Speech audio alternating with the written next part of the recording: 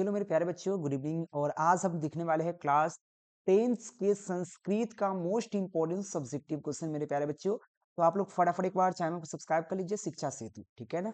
तो class 10th Sanskrit की बात कर रहे हैं। टॉप हम 20 लघुत्तरीय प्रश्न लेके आए हैं, लघुत्तरीय प्रश्न उत्तर लेके आए हैं मेरे प्यारे बच्चों। तो आप लोग से रिक्वेस्ट है फटाफट एक बार शेयर कर लीजिएगा अपने दोस्तों साथियों के पास फटाक से, ठीक है ना। यह लघुत्तरीय प्रश्न उत्तर आपको डायरेक्ट बोर्ड एग्जाम में आने वाले हैं मैट्रिक परीक्षा के लिए। तो आप लोग से रिक्वेस्ट है कि फटाफट एक बार शेयर कर दीजिएगा, ठीक है ना। तो सबसे पहले क्वेश्चन आपके सामने कुछ इस प्रकार से, मूर्ख किसे कहते हैं। सबसे पहला क्वेश्चन आपसे पूछा गया कि मूर्ख किसे कहते हैं मेरे प्यारे बच्चों। मूर्ख क्या होता है, मैं थोड़ा सा कलर चेंज कर लेता हूं, एक मिनट। हाँ चलिए, तो मूर्ख किसे कहते हैं मेरे प्यारे बच्चों। ये क्वेश्चन ऑलरेडी बिहार बोर्ड के एग्जाम में 2021, 2019, 2018 के एग्जाम में ऑलरेडी पूछा गया है कि मूर्ख किसे कहते हैं। जो जो बिना बुलाए भीतर चला जाता है, जैसे कि आपने सुना होगा कि मे आई कॉम इन सर, अगर बोल के जाया जाता है तो उससे अच्छा बच्चा माना जाता है, और बिना बुलाए अंदर घुस जाता है, ठीक है ना। जो बिना बुलाए भीतर चला जाता है, जो बिना पूछे बहुत बोलता है। होता है कोई कोई बच्चा ना बड़बड़ाते रहता है, बिना कुछ बच बच बच बच बोलते रहता है। तथा जो अविश्वासी पुरुष पर, जो बेसिकली विश्वास करने लायक नहीं है, जो नीतीश चाचा हमारे हैं, वो कभी भी पलटी मार देते हैं। विश्वासी पुरुष पर भी विश्वास कर लेता है, उससे मूर्ख कहते हैं। मूर्ख क्या है मेरे प्यारे बच्चों, जो बिना बुलाए भीतर चला जाता है, जो बिना बुलाए भीतर चला जाता है, जो बिना पूछे बहुत बोलता है, जो अविश्वासी पुरुष पर विश्वास करता है, उसे हम लोग मूर्ख कहते हैं अपने भाषा में, देहतिया भाषा में, ठीक है कि नहीं। बताओ इतना अच्छा डिफिनेशन मिलेगा, नहीं मिलेगा। अगले क्वेश्चन 2 नंबर क्वेश्चन क्या कहता है मेरे प्यारे बच्चों। 2 नंबर क्वेश्चन आपसे कहा गया पंडित किसे कहते हैं। ये क्वेश्चन बिहार बोर्ड के एग्जाम में 2022, 2020, 2019 और 2024 के एग्जाम में पूछा गया है कि पंडित किसे कहते हैं मेरे प्यारे बच्चों। यह क्वेश्चन कहा गया पंडित किसे कहते हैं। तो याद रखना, जिसके कर्म से सर्दी गर्मी भय आनंद उक्ति अनोक्ति बाधा नहीं डालता है। पंडित वही व्यक्ति है जिसके कर्म में, जिसके काम में ना तो सर्दी, ना तो गर्मी, ना तो डर भय, आनंद उन्नति अवनति बाधा नहीं डालता है। यानी कि जिसके काम में कोई बाधा ना डाले, चाहे उसको सर्दी हो जाए, चाहे उसको गर्मी हो जाए, चाहे बरसात हो जाए, चाहे भय हो, चाहे उसको डर की बात हो, भय आनंद उन्नति अवनति बाधा नहीं डालते उसके जीवन में। अगर उसके जीवन में बाधा नहीं है, उसे ही पंडित कहते हैं, उसे ही पंडित कहते हैं। इतना ही नहीं, इतना ही नहीं, सभी जीवों के रहस्य को जानने वाला, यानी कि सभी जीव जो है उसके रहस्य को जानने वाला, उसके रहस्य को जानने वाला, सभी कर्मों को कौशल को जनाने वाला, यानी कौशल को जानने वाला, सभी कामों को कर्मों को कौशल को जानने वाला, तथा मनुष्य के उन्नति के यहाँ पे उपाय को जानने वाला पंडित कहलाता है। पंडित किसे कहते हैं, जिसके काम में, जिसके कर्म में सर्दी गर्मी भय आनंद उन्नति अवनति बाधा नहीं डालता, उसे पंडित कहते हैं। यहां तक भी लिख दीजिएगा, आंसर बिल्कुल मिलेगा, ठीक है। लेकिन थोड़ा सा आप और आगे बढ़ा दीजिएगा, जीवों के रहस्य को जानने वाला, सभी कर्मों के कौशल को जानने वाला, तथा मनुष्य के उन्नति के उपाय जानने वाला भी पंडित कहलाता है मेरे प्यारे बच्चों, ध्यान रखना, ठीक है। अगले क्वेश्चन देखो, 3 नंबर क्वेश्चन क्या कहता है मेरे प्यारे बच्चों। ये क्वेश्चन आपसे 3 नंबर क्वेश्चन है, फटाफट एक बार शेयर कर लीजिए, ठीक है ना। शेयर कर लीजिए जल्दी से, थोड़ा सा मैं 1 मिनट, थोड़ा 1 सेकंड देना मेरे को समय मेरे पे।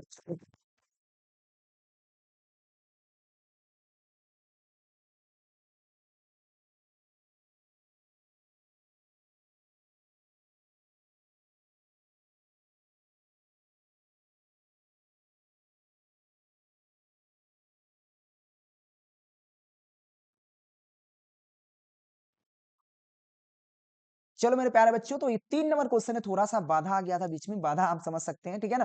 तो यहाँ पे 3 नंबर क्वेश्चन कहता है धन और दवा किसे देना चाहिए। अगर धन देना है और दवा किसको देना चाहिए। धन उस व्यक्ति को देना चाहिए जो व्यक्ति गरीब है, जिसके पास धन नहीं है। दवा उस व्यक्ति को देना चाहिए जो बेसिकली बीमार है। जो व्यक्ति बीमार नहीं है उसको दवा दीजिएगा तो उसको दवा का महत्व होगा, उसके नजर में नहीं होगा। जो व्यक्ति बीमार है उसके जीवन में, उसके लाइफ में महत्व होगा, है कि नहीं। जो व्यक्ति ऑलरेडी धनवान है उसको धन दे दीजिएगा तो क्या फर्क पड़ा। तो धन किसको देना चाहिए, धन और दवा योग्य व्यक्ति को देना चाहिए, योग्य जो इसके योग्य है, ठीक है ना। धन, यहाँ पे धनवान को धन देना और निरोग को दवा देना किसी काम का नहीं होता है। जो ऑलरेडी धनवान है उसको धन दीजिएगा और जो ऑलरेडी निरोग मतलब होता है स्वस्थ व्यक्ति, जो ऑलरेडी स्वस्थ है, पहले से ही स्वस्थ व्यक्ति है, उसको दवा दीजिएगा तो उसको काम आएगा? काम नहीं होता, उसको दवा देना किसी काम का नहीं है, अर्थात उसकी कोई योग्यता नहीं होती है। धन किसको देना चाहिए? गरीब व्यक्ति को। दवा किसको देना चाहिए? रोगी व्यक्ति को, है कि नहीं? यह क्वेश्चन ऑलरेडी 2020 के एग्जाम में पूछा गया मेरे प्यारे बच्चों, 2020 के exam Bihar board. 4 number question आपके सामने क्वेश्चन है, विश्व शांति का सूर्योदय कब होगा? विश्व शांति का सूर्योदय कब होगा मेरे प्यारे बच्चों? याद रहे, इंपॉर्टेंट क्वेश्चन आंसर मिल रहा है मात्र 99 रुपए में। केकेजी क्लासेस का ऐप डाउनलोड कर लीजिएगा, केकेजी क्लासेस के ऐप पर, या दिए गए नंबर पर कांटेक्ट कर लीजिएगा, 9117 82 30 62 पर कांटेक्ट करके ऑल सब्जेक्ट का आप इंपॉर्टेंट क्वेश्चन आंसर ले लीजिएगा फटाफट, ठीक है ना। चलिए, यहाँ पर क्वेश्चन कहा गया, विश्व शांति का सूर्योदय कब होता है मेरे प्यारे बच्चों? विश्व शांति का सूर्योदय कब होता है मेरे प्यारे बच्चों? तो याद रखना, जब एक देश दूसरे देश को वहां पे आपदा के समय सहायता राशि एवं चीजें भेजती है। जैसे कि हो सकता है, जैसे कि अमेरिका में जब कोरोना के समय बहुत ज्यादा महामारी आया था, उस समय भारत ने पैरासीटामोल और बेसिकली पैरासीटामोल के साथ साथ वहां पे वैक्सीन भी दिया था। तो जब एक देश दूसरे देश को आपदा आपदा जब बहुत बड़ा आपदा आता है, आपदा के समय क्या करता है? सहायता राशि एवं चीजें भेजते हैं, तो उसे विश्व का सूर्योदय दिखाई देता है। जब एक देश दूसरे देश को जब हेल्प करता है, तो विश्व का सूर्योदय नजर आता है। और ये क्वेश्चन 2021, 2020 और 2023 के एग्जाम में, बिहार बोर्ड के एग्जाम में ऑलरेडी ये क्वेश्चन पूछले है। इतना महत्वपूर्ण क्वेश्चन है। अगले क्वेश्चन देख लीजिएगा, और फटाफट शिक्षा सेतु यूट्यूब चैनल को सब्सक्राइब कर लीजिए। अगले क्वेश्चन है 5 नंबर क्वेश्चन, क्या कहता है आपसे? क्वेश्चन कहा गया, चारों आलसियों के वार्तालाप के अपने शब्दों में लिखे। जो चार आलसी व्यक्ति था, वो अपने अपने शब्द में कुछ कुछ बोलता है। जैसे कि जब आसालय में आग लगाया गया, आग लगाने के बाद पुरुष अपने शब्द को बोलने लगा, ठीक है ना। तो बोलने लगता है, क्या बोलता है? तो याद रखना, चारों आलसी पुरुष जब आग से घिरे हुए, आप घिरे, तो जब चारों आलसी पुरुष पूरे तरह आग से घिर गए, तो एक ने कहा, सबसे पहले एक ने कहा, कैसा कोलाहल है। पहला व्यक्ति ने क्या कहा? कैसा कोलाहल, पहला हो गया। दूसरका ने कहा कि शायद घर में आग लगी है।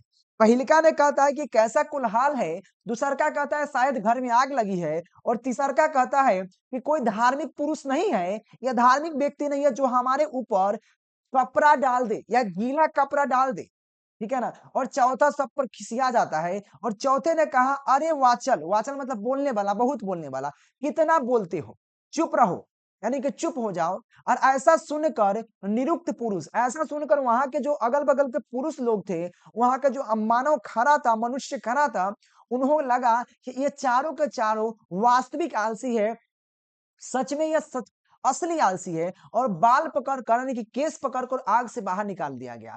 तो यह उसकी वार्तालाप का चर्चा था। तो मेरे प्यारे बच्चों, ध्यान रखना, क्या बोला? पहिलका व्यक्ति बोलता है, पहिलका जो पुरुष था वो कहता है कि कैसा कोलाहल है। पहिलका कहा कैसा कोलाहल है, पहिलका ने। दूसरका कहता है कि शायद घर में आग लग गई है। तीसरका कहता है धार्मिक पुरुष नहीं है या धार्मिक व्यक्ति नहीं है, हमारे ऊपर गीला कपड़ा डाल दी। चौथा बोलता है कि अरे वाचल, कितना बोलते हो, चुप हो जाओ, ठीक है ना, चुप हो जाओ।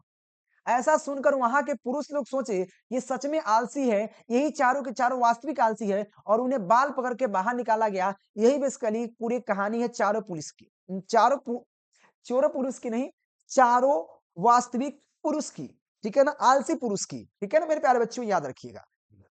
और याद रहे, ये बिहार बोर्ड के एग्जाम के लिए स्पेशल क्लासेस चलता है, शिक्षा सेतु, याद रहे मेरे प्यारे बच्चों, शिक्षा सेतु, ठीक है ना, शिक्षा सेतु, याद रखिएगा। अगले क्वेश्चन देखो, 6 नंबर क्वेश्चन क्या कहता है? राम प्रवेश राम का घर कहां और कैसा है? राम प्रवेश राम का घर कहां है और कैसा है? तो याद रखना, राम प्रवेश राम का घर बिहार राज्य के दुर्गम क्षेत्रों में अवस्थित भिखन टोला में है। तो याद रखना, राम प्रवेश राम का जो घर है कहां पे है? तो दुर्गम क्षेत्र में स्थित भिखन टोला में है, और उनका झोपड़ी नुमा है। और उनका घर कैसा है? झोपड़ी नुमा है मेरे प्यारे बच्चों, ध्यान रखना। अगले क्वेश्चन देखो, 7 नंबर क्वेश्चन है, और बगल में डेट मेंशन कर दिया हूं ताकि आपको पता चले कि कब पूछा गया, 21 में, 20 में, 19 में, 24 में पूछा गया। क्वेश्चन कहता है, चंद्रगुप्त मौर्य के समय पाटलिपुत्र की रक्षा व्यवस्था कैसी थी? तो चंद्रगुप्त मौर्य के समय की बात कर रहा हूं, उस समय पाटलिपुत्र की रक्षा व्यवस्था कैसी थी मेरे प्यारे बच्चों, यह क्वेश्चन कहा गया। तो याद रहे, चंद्रगुप्त मौर्य के समय चंद्रगुप्त मौर्य के समय पाटलिपुत्र की रक्षा व्यवस्था अति उत्कृष्ट थी। कैसी थी मेरे प्यारे बच्चों? अति उत्कृष्ट थी। बात एक लाइन का आंसर लिखिए, 2 नंबर प्राप्त कीजिए मेरे प्यारे बच्चों। अगले क्वेश्चन 8 नंबर क्वेश्चन क्या कहता है? क्वेश्चन है संस्कार के मौलिक अर्थ क्या होता है मेरे प्यारे बच्चों? कि संस्कार के मौलिक अर्थ क्या होता है?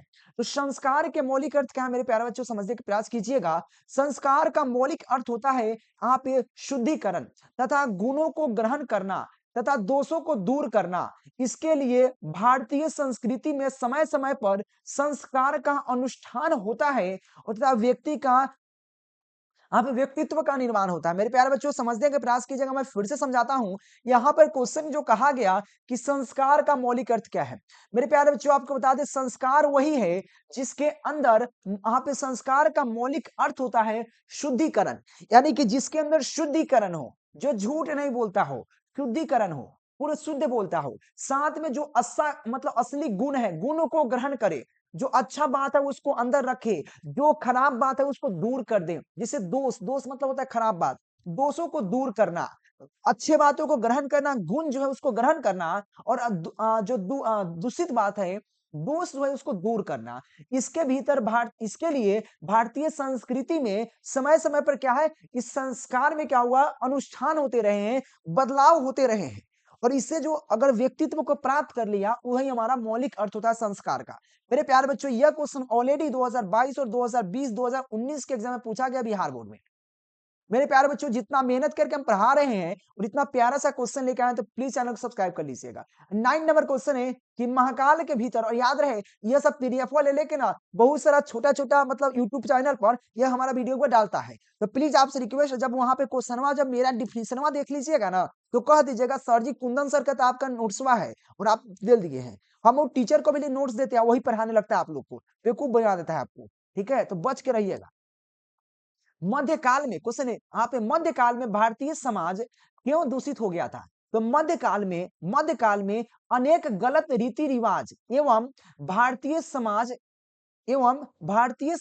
दूषित हो गया था। मेरे प्यारे बच्चों कि मध्यकाल की बात कर रहे हैं, उसमें बहुत प्रकार के गलत रीति रिवाज था, और इसी वजह से क्या हो गया मेरे प्यारे बच्चों, समाज दूषित हो गया था। सामाजिक छुआछूत, अशिक्षा आदि अनेक उदाहरण थे जो भारतीय समाज को यहाँ पे अंधकूप की ओर ले जा रहे थे। यानी कि मेरे प्यारे बच्चों बता दे कि भारतीय समाज जो मध्यकाल की बात कर रहे हैं, तो मध्यकाल में बहुत गलत रीति रिवाज था, जिसके कारण भारतीय समाज क्या होगा, दूषित हो गया था। समझ गए ना? तो यहाँ पर देखो मध्यकाल में अनेक गलत रीति रिवाज भारतीय समाज को दूषित हो गया था, जैसे कि जातिवाद, छूत अछूत, अशिक्षा इसके मुख्य उदाहरण है, जो भारतीय समाज के यहाँ पे अंधकूप की ओर ले जा रहे थे। यह क्वेश्चन मेरे प्यारे बच्चों देखो ऑलरेडी ये कितना कब बार पूछा गया, 2019 19 में, 2018 में, 2024 के एग्जाम में पूछा गया। मेरे प्यारे बच्चों ध्यान रखना। अगले क्वेश्चन देखो, क्वेश्चन कहता है कि यहाँ पे राम प्रवेश की यहाँ पे प्रतिष्ठा कहाँ कहाँ देखी जाती है? तो राम प्रवेश की प्रतिष्ठा की बात करें मेरे प्यारे बच्चों, कहाँ कहाँ देखी जाती है, यह क्वेश्चन आपसे पूछा गया है, और इतना बढ़िया क्वेश्चन है मेरे प्यारे बच्चों, आप देख नहीं सकते हो, इतना अच्छा सा क्वेश्चन है, तो आप लोग से रिक्वेस्ट है एक बार शेयर जरूर कर लीजिएगा। तो राम प्रवेश राम की प्रतिष्ठा कहाँ कहाँ देखी जाती है मेरे प्यारे बच्चों, तो ध्यान रखना, राम प्रवेश राम की प्रतिष्ठा अनेक गांव, विद्यालय, महाविद्यालय, विश्वविद्यालय और अपने राज्य और केंद्रीय शासित प्रदेश में देखी जा रही है। याद रखना मेरे प्यारे बच्चों, अब बात करें राम प्रवेश राम की शिक्षा यहाँ पर कहाँ कहाँ देखी जाती है मेरे प्यारे बच्चों, तो ध्यान रखना, राम प्रवेश राम की जो शिक्षाएं हैं, उनकी जो प्रतिष्ठाएं हैं, वो विद्यालय में तो देखने को मिलता है, साथ में महाविद्यालय, विश्वविद्यालय, राज्य, यहाँ पे केंद्र शासित प्रदेश, सभी जगह इनकी प्रतिष्ठा को देखी जाती है मेरे प्यारे बच्चे, ध्यान रखें। और ये क्वेश्चन आपको 2019 के एग्जाम में ऑलरेडी पूछा गया है, इतना इंपॉर्टेंट क्वेश्चन है, 10 नंबर क्वेश्चन। और आप सभी से रिक्वेस्ट है एक बार शेयर जरूर कर लीजिएगा अपने दोस्तों के साथ। अगले क्वेश्चन हमारे प्यारे बच्चों बात करें, 11 नंबर क्वेश्चन क्या कहता है, मंगलम पाठ के आधार पर सत्य का स्वरूप बताइए। मंगलम पाठ के आधार पर सत्य का स्वरूप क्या है मेरे प्यारे बच्चों, बात करते हैं। तो मंगलम पाठ के आधार पर सत्य का स्वरूप क्या है मेरे प्यारे बच्चों, देखिए देखो मंगलम पाठ के आधार पर सत्य का स्वरूप होता क्या है, तो सत्य की महानता का वर्णन करते हुए यहाँ पे वेद व्यास कहते हैं, यानी कि सत्य जो है, सत्य की महानता को उल्लेख करते हुए वेद व्यास क्या कहते हैं मेरे प्यारे बच्चों, समझने का प्रयास कीजिएगा एक बार। चलिए देखो क्वेश्चन कहा गया सत्य का महानता का वर्णन करते हुए वेद व्यास कहते हैं कि हमें हमेशा सत्य का जीत होता है। हमेशा जो होता है सत्य का जीत होता है। झूठ कदापि नहीं जीतता। झूठ जो होता है कदापि नहीं जीतता, मतलब कभी नहीं जीतता मेरे प्यारे बच्चों। और सत्य से ही देवलोक का रास्ता का प्रारंभ होता है। जो व्यक्ति सत्य बोलता है तो देवलोक की जो रास्ता होता है, जो पथ होता है, वहीं से प्रारंभ होता है। अगर मोक्ष की प्राप्ति चाहिए तो आपको सत्य बोलना पड़ेगा, सत्य की प्राप्ति होनी चाहिए, तभी आप देवलोक को, रास्ता को, पथ को प्राप्त कर पाएंगे और साथ में मोक्ष की प्राप्ति हो पाएगी। यह कौन बोलता है? वेद व्यास हमारे कहते हैं मंगलम पाठ के आधार पर। तो फिर से मैं एक बार समझाने के प्रयास करता हूं, समझने के प्रयास कीजिएगा। क्वेश्चन कहा गया है कि यहाँ पे मंगलम पाठ के आधार पर सत्य का स्वरूप क्या है। तो यहाँ पे सत्य का महंता का वर्णन करते हुए वेद व्यास कहते हैं कि हमेशा सत्य की जीत होती है, झूठ कभी नहीं जीतता, या झूठ का कदापि जीत नहीं होती है। सत्य से ही देवलोक का रास्ता प्रारंभ होता है। मोक्ष मोक्ष प्राप्त करने वाले ऋषि ऋषि लोग सत्य को प्राप्त करने के लिए ही यहाँ पे देवलोक जाते हैं। और याद रहे, और मोक्ष की प्राप्ति के लिए, अगर मोक्ष की प्राप्ति करना है तो आपको देवलोक पहले समझना होगा, देवलोक जाना पड़ेगा। और देवलोक जाने का रास्ता कहाँ है? सत्य से है। याद रहे, जिंदगी में सत्य बोलिए, झूठ मत बोलिए। है ना? झूठ तो सब कोई बोलता है कि गर्लफ्रेंड है तो नहीं है। नहीं नहीं, हम तो सिंगल है, अभी ये को कहाँ है, अभी तो पहली बार आपसे बतवे किए हैं, पहले पता चलता है 2 गो वेटिंग है। तो यह बिहार बोर्ड के 2019, 23, 24 के एग्जाम में पूछा गया है। 12 नंबर क्वेश्चन है, शैशव संस्कार पर प्रकाश डाले। देखो शैशव संस्कार बहुत अच्छा सा चीज है। तो शैशव संस्कार पर प्रकाश डालना है। शैशव संस्कार क्या है? तो भारतीय संस्कार के अनुसार शैशव संस्कार 6 होते हैं। भारतीय संस्कार के अनुसार शैशव संस्कार कितने हैं? 6 हैं, जिसमें यहाँ पे गर्भ रक्षा, गर्भावस्था, शिशु शिशु में संस्कार की स्थापना तथा गर्भवती की यहाँ पे प्रायोजन प्रायोजन की कल्पना की जाती है। शैशव संस्कार क्रमशः यहाँ पे जाताक्रम, नामाकरण, निशाक्रम, अन्यप्राशन, यहाँ पे चूड़ाकरण और यहाँ पे कर्ण वेद है। यह बेसिकली शैशव संस्कार के 6 प्रकार है। फिर से समझिएगा, शैशव संस्कार ऐसे भारतीय समाज में 6 होते हैं। कौन कौन से होते हैं मैं फिर से बता देता हूं। शैशव संस्कार के अंतर्गत कौन कौन से आते हैं? सबसे पहले यहाँ पे आता है जात कर्म, भाई जो बच्चा जन्म लेता है किस जाति का है। नामाकरण, भाई नामकरण, उसका नामाकरण क्या होगा। उसका निष्कर्मण, उसके बाद अन्य प्राशन, उसको अन्न खिलाओ भाई। चूड़ाकरण, उसके बाद क्या हो गया, उसके बाद यहाँ पे कर्णवेद। यह बेसिकली 6 आपके संस्कार जो है शैशव संस्कार के अंतर्गत आते हैं। इसको अगर डिफिनेशन में बदलना है तो आप लिखिएगा, भारतीय संस्कार में कुल शैशव संस्कार 6 है। यह 6 शैशव संस्कार है, जिसमें गर्भरक्षा, गर्भावस्था और शिशु के संस्कार की स्थापना तथा गर्भवती की प्रयोजन की कल्पना की जाती है। और शैशव संस्कार क्रमशः, उसके बाद आप लिख दीजिए जाताक्रम, नामाक्रम, उसका निष्कर्मण, अनप्राशरण, चूड़ाकरण और कन्वेश। ये बेसिकली क्या है मेरे प्यारे बच्चों? 6 आपको शैशव संस्कार है। और ऑलरेडी ये क्वेश्चन आपसे बिहार बोर्ड के एग्जाम में 2019 और 2021 के एग्जाम में पूछा गया है। अगले क्वेश्चन आपसे पूछता क्या है? क्वेश्चन देखिए, क्वेश्चन कहता है 13 नंबर क्वेश्चन है कि वेदांग कितने हैं, इसके सभी का नाम बताइए। वैसे वेदांग टोटल 6 होता है। वेदांग कितने होते हैं मेरे प्यारे बच्चों? 6 है, जिसमें से शिक्षा, कल्प, व्याकरण, यहाँ पे व्याकरण, निरुक्त, छंद और ज्योतिष, ये टोटल का टोटल वेदांग है। वेदांग टोटल कितने? 6 है। और आप सोचो एक बार, ये कितना बार पूछा गया आपके एग्जाम में? कितना बार? 10 बार एग्जाम में पूछा गया बिहार बोर्ड में। कितना बार? 10 बार। तो वेदांग कितने? 6 है। आपसे पूछेगा ऑब्जेक्टिव में वेदांग कितने? 6 है। और सब्जेक्टिव में पूछेगा वेदांग कितने, कौन कौन है। तो शिक्षा सबसे पहला, कल्प है, व्याकरण है, निरुक्त है, छंद है और ज्योतिष है। ये आपको 6 वेदांग है। और ऑलरेडी ये बिहार बोर्ड में कितना बार 2013, 14, 18, 19, 20, 21, 24 के एग्जाम में पूछ चुका है। लगभग 8 से 9 बार एग्जाम में पूछ चुका है। 14 नंबर क्वेश्चन कहता है यहाँ पे, महात्मा बुद्ध के अनुसार वैर की शांति कैसे संभव है। तो महात्मा बुद्ध के अनुसार वैर की शांति कैसे संभव है मेरे प्यारे बच्चों? तो याद रखना, महात्मा बुद्ध के अनुसार वैर की शांति निवैर करुणा व मैत्री भाव से संभव है। याद रखना, अगर महात्मा बुद्ध के अनुसार बात की जाए तो वैर की जो शांति है यहाँ पे निवैर करुणा व मैत्री भाव से ही संभव हो सकती है मेरे प्यारे बच्चों। और ये क्वेश्चन डायरेक्ट आपको 2019 के एग्जाम में पूछा गया था। और आप लोग से रिक्वेस्ट है, शिक्षा सेतु यूट्यूब चैनल सब्सक्राइब कर लीजिए और आपको इंपॉर्टेंट क्वेश्चन आंसर के लिए दिए गए नंबर पर कांटेक्ट कर लीजिए 91 17 82-30% पर कांटेक्ट कीजिए, ऑल सब्जेक्ट का इंपॉर्टेंट क्वेश्चन मिल जाएगा मेरे प्यारे बच्चों, ध्यान रखना। अगले क्वेश्चन कहा गया भगवान बुद्ध ने पटना के संबंध में क्या कहा? भगवान बुद्ध ने पटना के संबंध में बहुत अच्छा बात कहा है। ये बात ऐसे बात दो चार बोल दिए हैं कि जो पटना है हमेशा बाढ़ से ग्रसित रहेगा, हमेशा यहाँ पर आग से भय रहेगा। साथ में उन्होंने कहा कि यह गांव एक महानगर बनेगा, यानी कि जिसमें पाटली ग्राम था उस समय भगवान बुद्ध थे। पाटली ग्राम, पाटलिपुत्र, कुसुमपुर, पुष्पपुर बहुत नाम पड़ा। तो सबसे पहले पाटली एक ग्राम, ग्राम मतलब गांव था, पटना एक गांव था। उसके बाद भगवान बुद्ध ने उन्होंने कहा कि पटना के संबंध में क्या कहा है, तो भगवान बुद्ध ने कहा था कि यह गांव एक महानगर बनेगा। क्या बनेगा मेरे प्यारे बच्चों? महानगर होगा। किंतु आपसी झगड़ा, आग, बाढ़ से हमेशा इसको भय बना रहेगा, सदैव पीड़ित रहेगा। बात सही है, पटना में हरदम बाढ़ आ जाता है क्योंकि गंगा नदी है, हमेशा आग भर। कुछ दिन पहले आप देखिएगा पटना के जो रेलवे स्टेशन के बगल में आग लग गया था। झगड़ा तो मत पूछो भाई, बड़ा नगर होगा वहां तो झगड़ा होबे करेगा, सिंपल बात है। तो भगवान बुद्ध ने 3 शब्द कहा कि यह गांव जो है महानगर बनेगा, लेकिन आपसी झगड़ा, आग और बाढ़ से हमेशा यह पीड़ित रहेगा। ये क्वेश्चन आपको 2018 मेरे प्यारे बच्चों 2018, 2020 और 2023 के एग्जाम में पूछा गया था। अगले क्वेश्चन देखिए मेरे प्यारे बच्चों, क्वेश्चन है राजशेखर ने पटना के संबंध में क्या लिखा है? तो राजशेखर ने पटना के संबंध में क्या लिखा है मेरे प्यारे बच्चों? ये क्वेश्चन कहा जा रहा है कि राजशेखर ने पटना के संबंध में क्या लिखा है। तो याद रखना राजशेखर ने पटना के बारे में क्या लिखा है, चलिए समझते हैं। तो याद रखना राजशेखर ने अपने काव्य मीमांसा में, काव्य मीमांसा एक ग्रंथ है और आपसे पूछेगा काव्य मीमांसा के रचनाकार कौन है?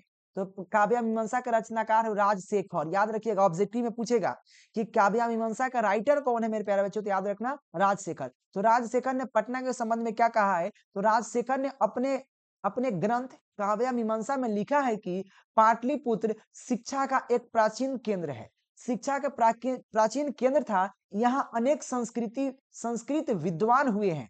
यहाँ पाणिनि, पिंगल आदि की परीक्षा ली गई थी। जो महान महान व्यक्ति पाणिनि, पिंगल, उसकी भी परीक्षा पटना में ही हुआ था। ठीक बा ना? तो इसलिए पटना हमारे लिए काफी महत्वपूर्ण है मेरे प्यारे बच्चों, ध्यान रखना। तो राजशेखर ने क्या कहा? तो राजशेखर ने कैसे पता चला कि राजशेखर ने कहा? आपने सुनने गए थे, आपके दादा थोड़ी थे। तो राजशेखर ने उनके बुक है, बुक में लिखा है जिनका नाम है काव्य मीमांसा। उसमें लिखा गया है काव्य मीमांसा में कि पाटलिपुत्र शिक्षा का एक प्राचीन केंद्र था। यहाँ पर अनेक संस्कृत विद्वान हुए हैं। यहाँ पर पाणिनि, पिंगल की आदि की परीक्षा ली गई थी। कौन कहा? राजशेखर। कैसे कहा? तो उसके बुक में लिखा हुआ है, क्योंकि आप राजशेखर का देखे नहीं है। ये क्वेश्चन 2018, 21 और 2024 के एग्जाम में पूछा गया मेरे प्यारे बच्चों, ध्यान रखिएगा। आप सभी से रिक्वेस्ट है एक बार शेयर कर लीजिएगा। 17 नंबर क्वेश्चन देखिए, क्वेश्चन है पटना के मुख्य दार्शनिक स्थलों का नाम लिखिए। भाई इतना इजी क्वेश्चन है, इतना इजी क्वेश्चन हो, कहता चलो पटना घूमे, पटना घूमे चलते हैं। पटना कथी कथी घूमिएगा? तो वहां पे घूमिएगा ज्यादा जैविक उद्यान, चिड़ियाघर, उसके बाद क्या यहाँ पे सचिवालय घूमिएगा, गोलघर घूमिएगा, तारामंडल घूमिएगा, उच्च न्यायालय घूमिएगा, गुरुद्वारा घूमिएगा, यही तो घूमिएगा ना। मेन तो यही दार्शनिक स्थल है। लोग खाली कहता चिड़ियाघर चलो घूमने, गोलघर घूमे, तारामंडल घूमे। तो यह सब याद रहे, पटना के मूर्ख मूर्ख नहीं मुख्य दार्शनिक स्थल है। ध्यान रहे, मूर्ख मत पढ़िएगा, ठीक है ना? मूर्ख नहीं, मुख्य, ठीक है ना? तो मुख्य दार्शनिक स्थल कौन है? तो उच्च न्यायालय, उच्च न्यायालय मतलब होता है संग्रहालय, ठीक है ना? सचिवालय, गोल गृह यानी कि गोलघर, तारामंडल, जैविक उद्यान, उसके बाद आपको गुरुद्वारा आदि पटना के मुख्य दार्शनिक स्थल है। और ये क्वेश्चन कब कब बिहार में 2018 में, 2021 में, 2022 में, 2024 में भी पूछा गया है। इतना इंपॉर्टेंट है। 18 नंबर क्वेश्चन देखिए, संस्कृत संस्कृत में पंडित छमाराव के योगदान का चर्चा करें। जो संस्कृत है, संस्कृत जो पढ़ रहे हैं उसमें पंडित छमाराव की योगदान क्या है मेरे प्यारे बच्चों? ये क्वेश्चन आपसे पूछ दिया। तो संस्कृत साहित्य में आधुनिक समय की लेखिकाओं में पंडित छमाराव का अति प्रसिद्ध है, काफी फेमस है। याद रखना, जिस तरह से बहुत सारे राइटर जो अभी भी शुरू में अभी बहुत सारे राइटर हैं जिनका नाम आप लोग जानते होंगे, उसी तरह से आधुनिक आधुनिक मतलब अभी जो चल रहा है, तो आधुनिक संस्कृत में, तो यहाँ पे संस्कृत साहित्य में आधुनिक समय की लेखिकाओं में पंडित छमाराव काफी फेमस है, ठीक है ना? जिसमें यहाँ पे शंकराचार्यत्म उनकी यहाँ पे अनुपम रचना है। उनकी जो छमाराव की बात करें तो उनका शंकर चारितम उनकी अनुपम रचना है, सबसे बढ़िया उनकी रचना पंडित छमाराव का। गांधी दर्शन यहाँ पे गांधी दर्शन से प्रभावित होकर उन्होंने उन्होंने मीरा लहरी, ग्राम ज्योति आदि की रचना की है। गांधी दर्शन से प्रभावित होकर, तो याद रखना पंडित क्षमा राव की भल की बात है, उनकी ज्यादा दिन नहीं हुई, याद रखना। तो पंडित क्षमा राव जो है, ठीक है ना, वो आधुनिक लेखिकाओं के काफी फेमस राइटर है और उन्होंने शंकराचारित्रम एक उत्तम रचना किए हैं। साथ में गांधी दर्शन से प्रभावित होकर उन्होंने मीरा लहरी, सुने होंगे आप, ग्राम ज्योति, ये सब उनकी प्रमुख रचनाएं लिखे हैं, उन्होंने रचना की है। और ये भी क्वेश्चन 2018, 2021, 2022, 2024 में पूछल गया है, ठीक है। अगले क्वेश्चन देखिए, क्वेश्चन है शिक्षा संस्कार कौन कौन है भैया लो। शिक्षा संस्कार की बात किया जाए तो शिक्षा संस्कार में सबसे पहले शिक्षा संस्कार में क्या होता है, अक्षरारंभ। पहले अक्षर का अक्षरा सिंह की बात नहीं कर रहे हैं, अक्षरारंभ मतलब होता है अक्षर का आरंभ करना, अक्षर को पहचानना, अक्षर को लिखना।